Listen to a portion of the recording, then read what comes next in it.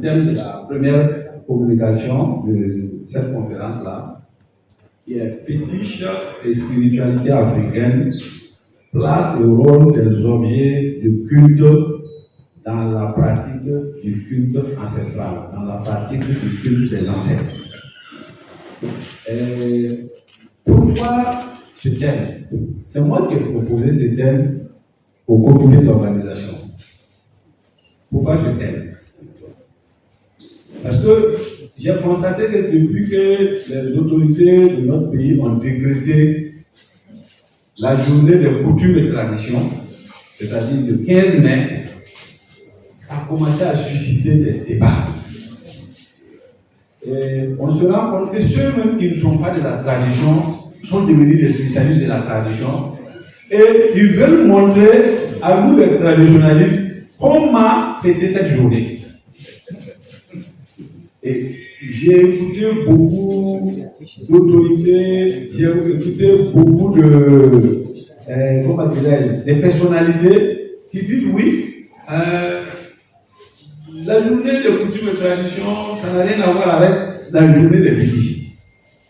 Mais comment vous voulez qu'un traditionnaliste, un féticheur, qui ne fait que ça, il n'a pas autre manière de pratiquer? C'est-à-dire que quand il veut rentrer en contact avec ses ancêtres, il passe par des objets, je vais dire des outils de relais.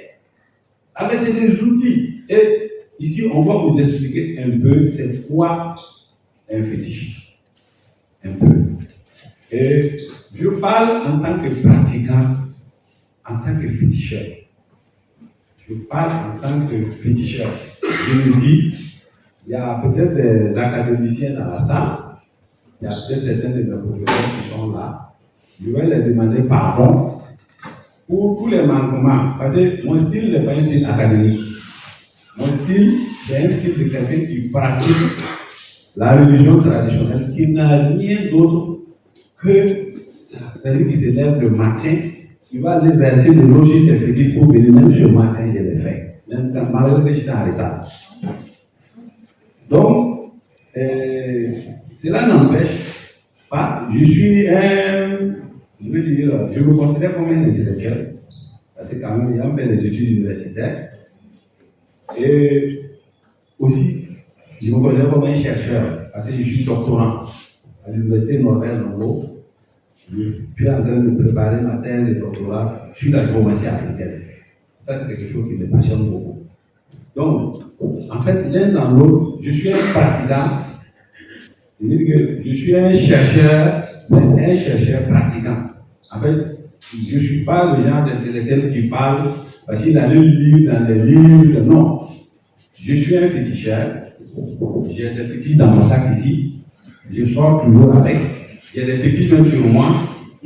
Voilà. Donc, il faut s'assurer. En disant, on dit, c'est quoi? Ton marché là, le marché où tu vas là, qu'on sache. Ça va être clair, tu ne vas pas aller ici après. Non. Chacun n'a qu'à prendre une voie claire. On me le dit, vous ne pouvez pas être chez le cadavre et chez les profanes en même temps. Ce n'est pas possible. Vous devez choisir votre camp. Nous avons choisi notre camp. Comme il a dit, c'est la 7e édition. Mais quand nous avons commencé le Gibon, ceux qui étaient là, on ne valait pas 10. Le Gibon a commencé avec à peu près 8-9 personnes. Les initiateurs du Gibon, en tout cas, la plupart sont là. Donc, c'est ça qui nous a amené à proposer ce thème. Fétiche et spiritualité africaine. Et on voit que nous remarquons que les Africains, ils sont toujours dans ce mimétisme. Ils veulent pas. Et dehors, ils ne veulent pas. La nuit, ils tournent, ils viennent. Vous voyez, non? C'est comme, en fait, la tradition, c'est comme, c'est comme une prostituée, quoi. En plein jour, personne ne dit que c'est sa chérie, personne, voilà. Mais la nuit, chacun, en fait, Les gens viennent nuitamment. Nous, on est comme ça. Effectivement, nous, nuitamment, ce ne sont pas nos confrères qui viennent nous voir. C'est les imams, c'est les pasteurs, c'est les wahhabias. Les plus grands féticheurs même au Burkina, c'est les wahhabias. Je m'explique. Parce qu'eux, ils bouffent réellement qui ne s'amusent pas avec. Les prêtres bouffent. J'en connais. Moi, j'ai plein d'amis prêtres. Les pasteurs bouffent. J'ai des amis pasteurs. Je connais même un pasteur. 4 de ses enfants étaient demandés sur un fétiche. Quelqu'un est dans la salle ici, il peut témoigner. On était ensemble. Là où on connaît, malheureusement, le vieux, il est décédé. Mais en fait, nous sommes dans l'hypocrisie. Et nous avons décidé d'arrêter cette forme d'hypocrisie. Nous sommes des traditionnalistes. Nous pratiquons le culte ancestral. Et l'un des aspects du culte ancestral, c'est d'égorger sur les fétiches. Vous ne pouvez pas demander à quelqu'un les objets qu'il utilise pour son culte. Vous n'allez pas dire non, le jour de la fête, il ne faut pas toucher ça. Ce n'est pas possible. C'est comme nous dites le jour de la fête, les musulmans, vous n'utilisez pas ta Bible, vous n'utilisez pas ta Syria, vous n'allez pas prendre l'ablution.